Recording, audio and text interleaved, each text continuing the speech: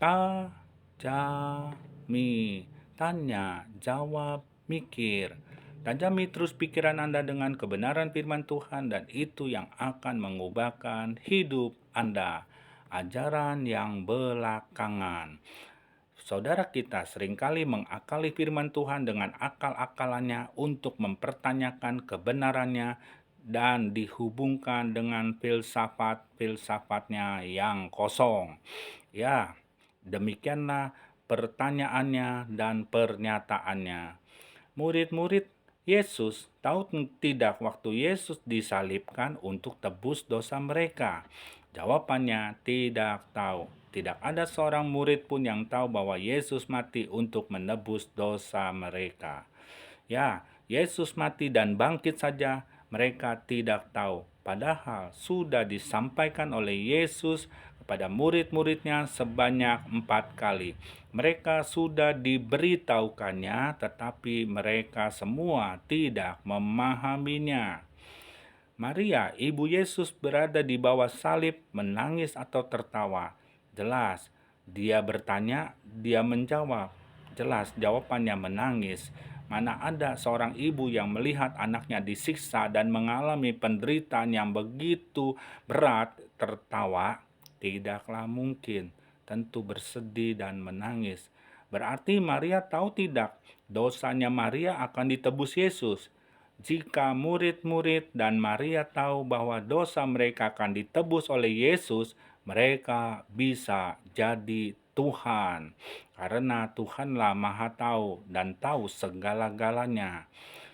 Next, berarti kalau memang benar kejadian waktu itu benar, ajaran bahwa Yesus mati di atas kayu salib itu ajaran belakangan.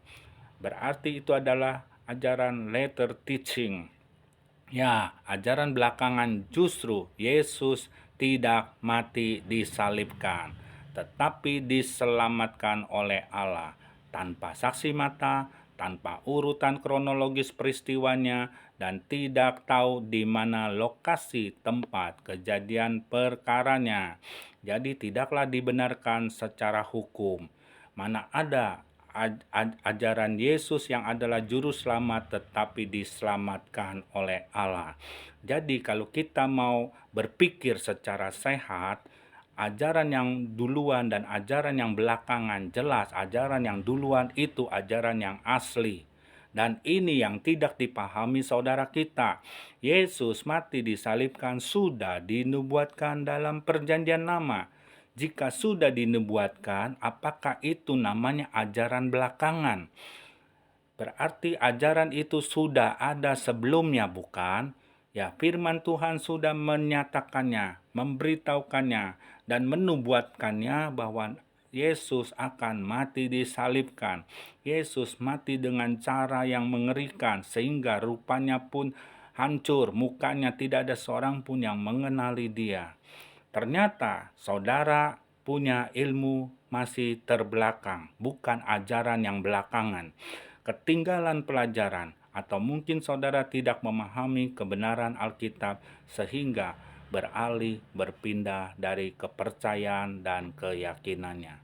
Yesaya 52 dan 53 di situ ada menjelaskan tentang Yesus yang tubuhnya akan hancur, dihina, disiksa, dan dihindari orang.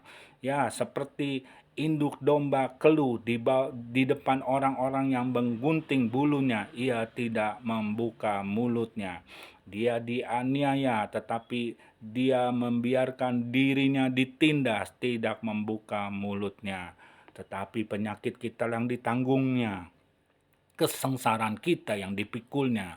Padahal kita mengira dia kena tulah, dipukul dan ditindas Allah. Dia tertikam oleh karena pemberontakan kita, dia diremukkan oleh karena kejahatan kita. Ganjaran yang mendatangkan keselamatan bagi kita ditimpakan kepadanya, dan oleh bilur-bilurnya kita menjadi sembuh. Jadi nubuatan atau ajaran tentang Yesus yang akan mati disalibkan sudah diberitahukan sebelumnya. Perjanjian lama menceritakan tentang Yesus yang akan datang, Yesus yang mati dan Yesus yang akan bangkit hidup kembali. Perjanjian baru penggenapan dari nubuatan Tuhan dari perjanjian lama. Jadi, ajaran yang belakangan jelas, ajaran yang belakangan yang menyatakan Yesus tidak mati disalibkan, Yesus diselamatkan oleh Allah. Benarkah demikian? Cerdaslah dalam berpikir, beriman, dan temukan kebenarannya. Terima kasih. Tuhan memberkati.